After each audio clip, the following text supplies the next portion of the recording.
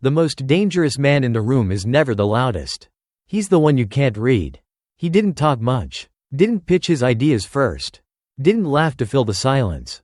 And yet, when he walked in, the entire room recalibrated. Not because of his words, but because of his absence of weakness. His name was Victor. He wasn't flashy, wasn't charismatic, wasn't trying to be liked. But there was one thing Victor mastered better than anyone else: control in public. You see, people will tell you power comes from what you say, how you act, how you lead. But Machiavelli knew something different. He knew that power doesn't begin with action. It begins with what you subtract. That's why Victor built his power not by performing, but by removing every signal that made other men predictable. And the first thing he removed was public pain. Most men think complaining makes them seem relatable. They think showing frustration makes them honest. But to the powerful, it makes you disposable. Victor never complained, even when things were unfair. Even when others around him vented, whined, and blamed. He watched. He absorbed. He stayed quiet. Because he understood what most men miss. When you complain in public, you announce two things that kill respect instantly. You've lost control. You want sympathy. And both are poison to power. There was a moment, a quarterly review. One of Victor's colleagues, Mark, erupted during the meeting. He was exhausted, overworked, underpaid, and he made sure everyone knew it. Victor sat still, fingers locked, eyes steady. He didn't blink. He didn't speak. He didn't flinch. 3 weeks later, the department was restructured. Mark was sidelined. Victor? He was given the project lead. Not because he lobbied for it. Not because he campaigned. But because he had become unreadable.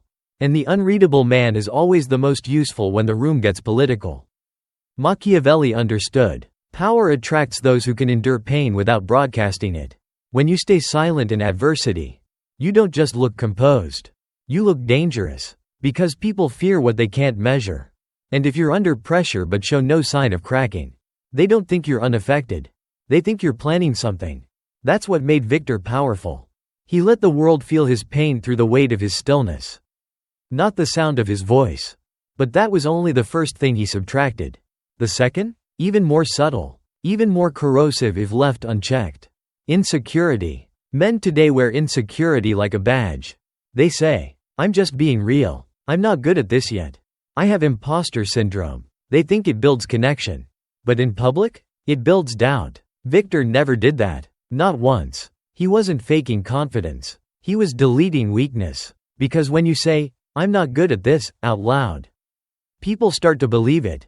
And they never forget. Say, "I struggle with confidence." And people don't help you. They just lower their expectations of you. Quietly. Permanently. Victor replaced insecurity with something else entirely. Strategic ambiguity. He didn't lie. He just left things open-ended. Someone would ask, "You comfortable leading this next phase?"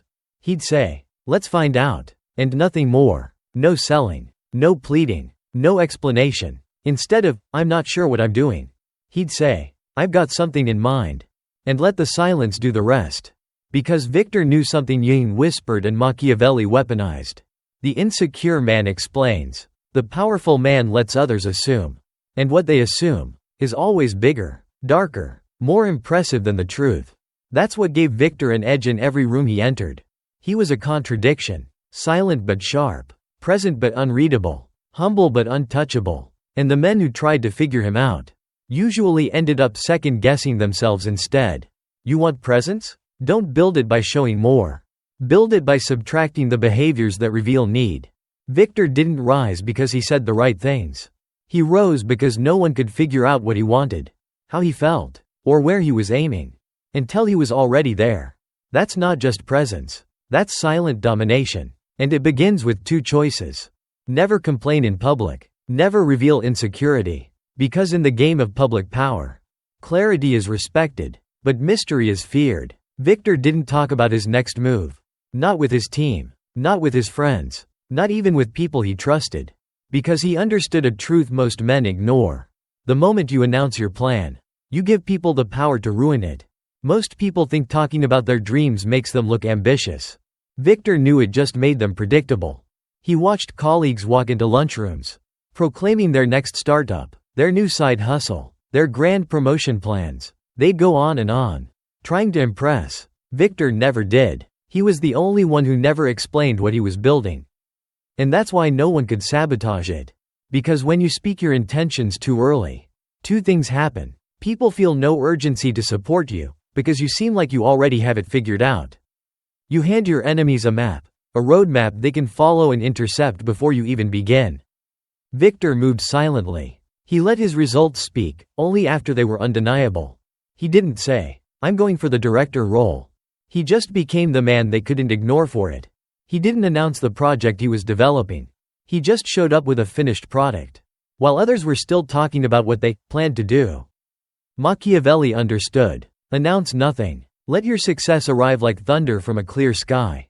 The moment you talk about what you're doing, you relieve the tension. You diffuse the mystery. You give others time to doubt, interfere, compete. But when you hold it in, you build pressure. You create curiosity. And curiosity is the seed of perceived power. Victor's team once found out about a massive internal systems overhaul, only because he asked them to test it. It had already been designed, reviewed, and quietly approved. He skipped the performance, skipped the applause. And because of that, people whispered instead of clapped. That's what you want. Don't be loud, be legendary. But secrecy wasn't just about plans. Victor also avoided something most people see as virtue: taking sides, especially in public. There was a conflict between two senior managers in his division. Lines were being drawn. People were picking allegiances. Everyone expected Victor to side with one of them. He didn't. He stayed polite, professional, but neutral. People asked him, "What do you think of this situation?" He'd smile and say, "Let's see how it plays out," and walk away. He wasn't dodging. He was preserving position. Because Machiavelli warned, never become involved in the quarrels of others unless you stand to gain from the outcome. Taking sides is a luxury of the powerless. It signals emotion over calculation. It shows values before you have the strength to enforce them. Victor waited. He watched one manager self-destruct through ego. The other overplayed his hand trying to secure loyalty. And when the dust settled, Victor was the only one untouched, unaffiliated, and perfectly positioned to step into the power vacuum they both left behind. Public neutrality is not cowardice. It's conservation of future control. Because when you speak too soon, choose sides too early, or declare loyalties too loudly, you limit your moves. And Victor never limited himself. But perhaps the most powerful move Victor made was the one most men would never dare attempt. He never showed hunger for attention.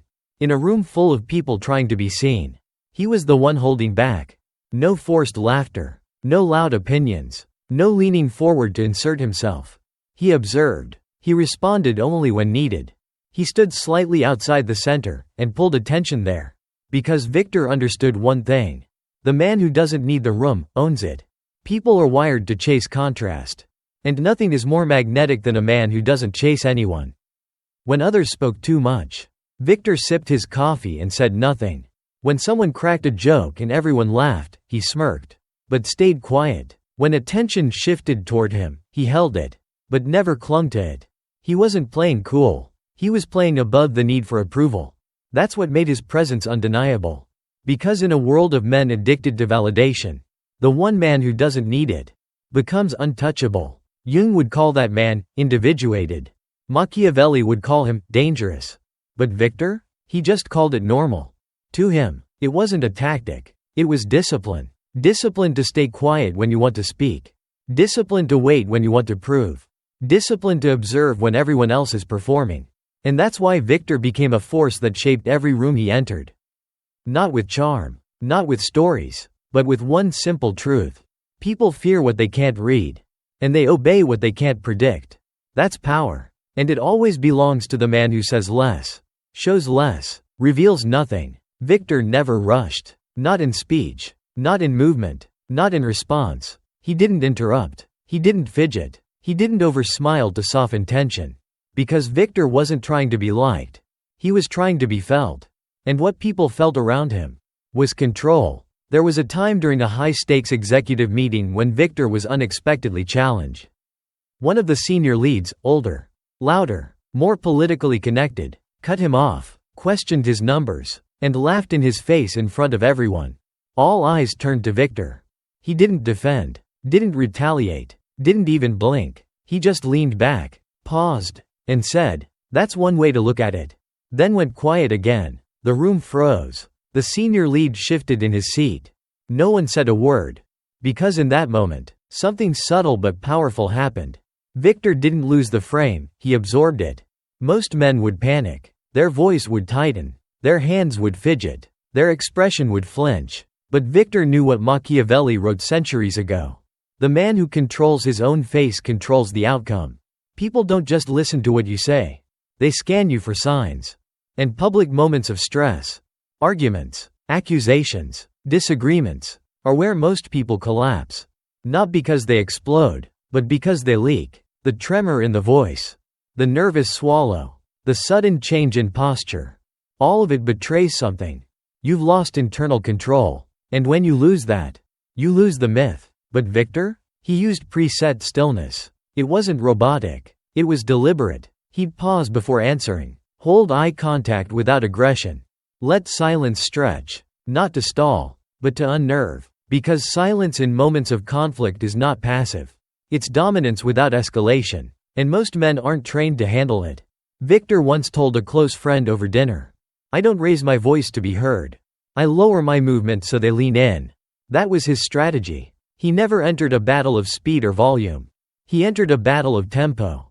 And because he controlled the tempo, he controlled the narrative. But mastering the frame wasn't just about presence. It was also about what not to say, especially under pressure.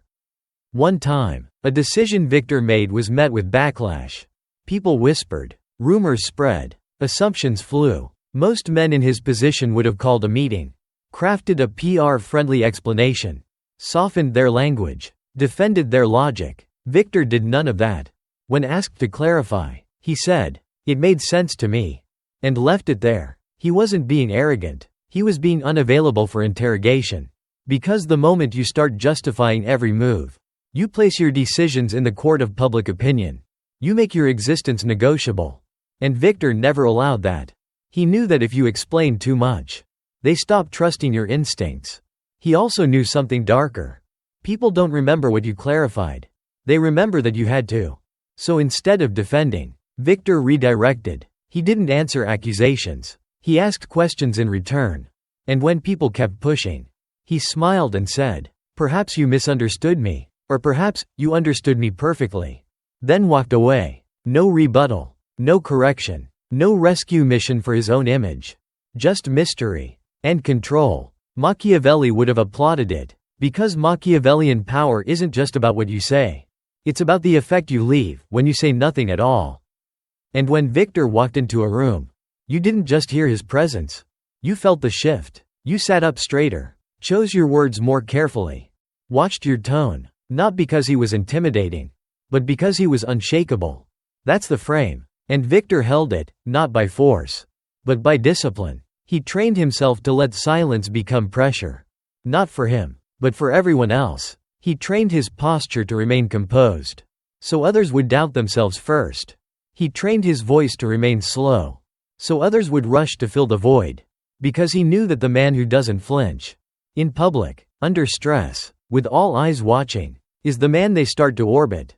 Not out of loyalty, not out of fear, but out of a subconscious need to stabilize around him. That's not just presence. That's command. And it's built not by what you add, but by what you refuse to reveal. Victor didn't chase apologies. He didn't demand recognition. And he never made a scene when he was rejected. Because he understood something every powerful man eventually learns. Bitterness is self-betrayal. There was a moment, sharp and quiet, when Victor was deliberately excluded from a client pitch he had helped build from the ground up. Another man, more political, had taken credit. Victor didn't argue, didn't call it out, didn't expose the truth. He just disappeared, quietly left the room, didn't mention it again. No sarcastic smile, no passive-aggressive jokes, no quiet sulking, just detachment, asterisk. 3 days later, the client emailed, confused about why Victor hadn't been involved. Turns out, they only trusted the project because of him. By then, the damage had been done.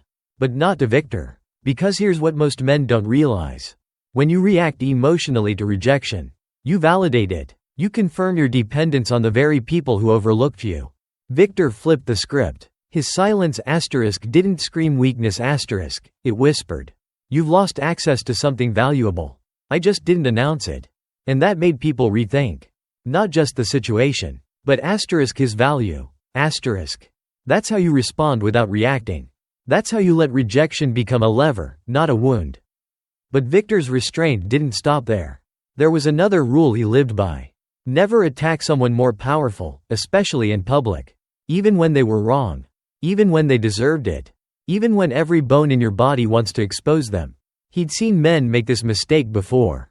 They'd try to take down a superior.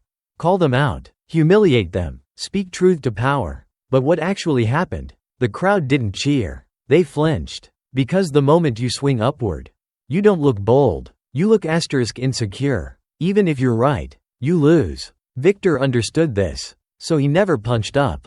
He studied up. He didn't call the bluff.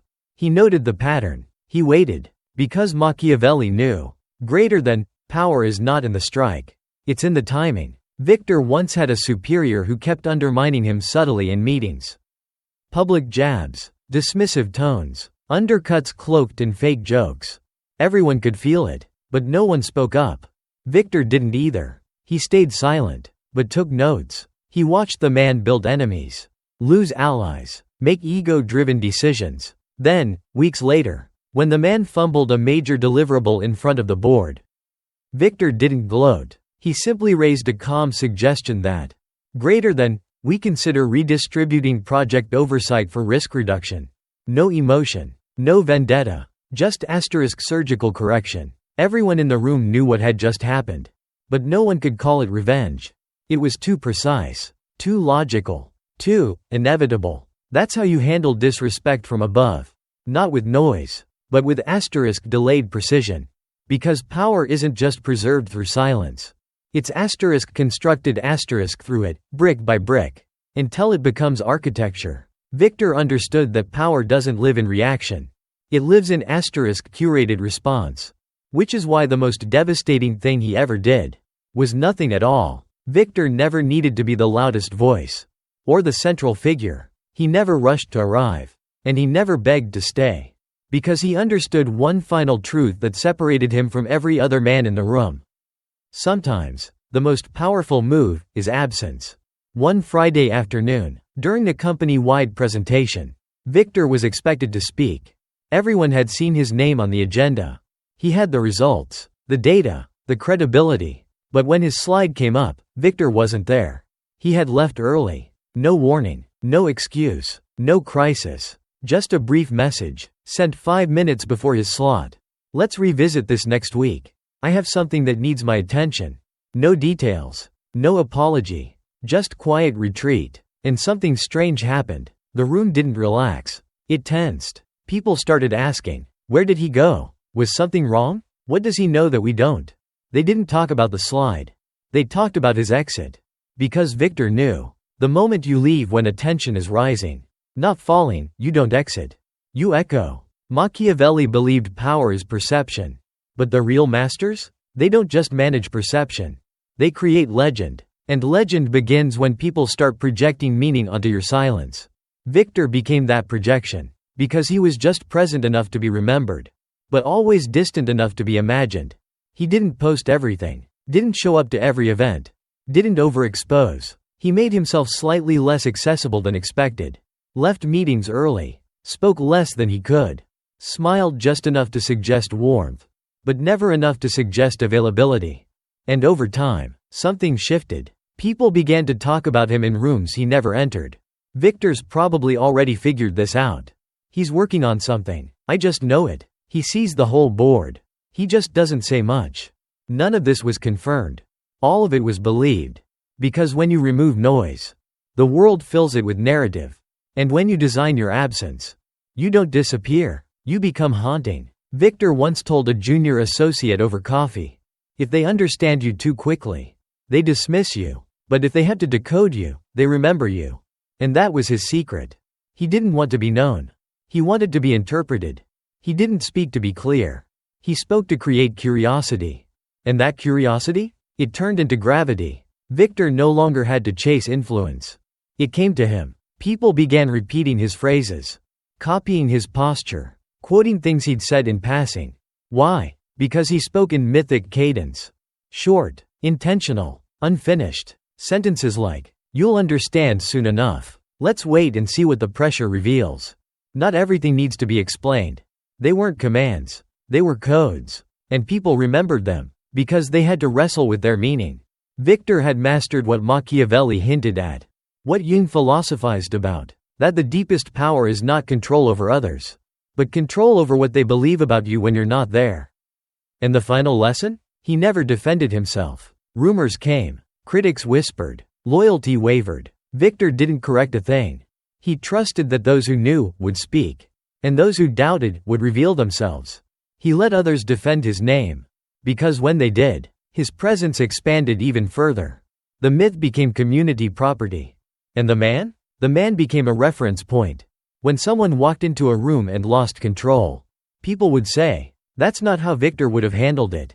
When chaos broke out in a meeting, they'd whisper, "We need a Victor moment here." He wasn't just a man anymore. He was a model, a standard, a quiet archetype of precision, restraint, and composure. That's the endgame. That's what you build toward. Not claps, not noise, not followers, but a presence that lingers even when you leave. Because the world will forget what you said.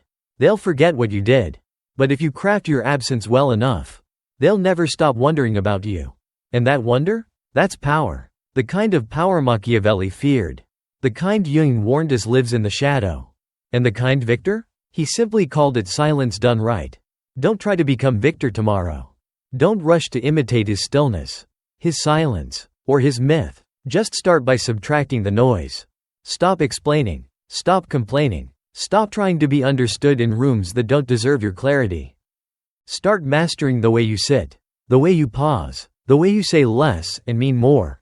Because power doesn't come from presence. It comes from the space you leave behind.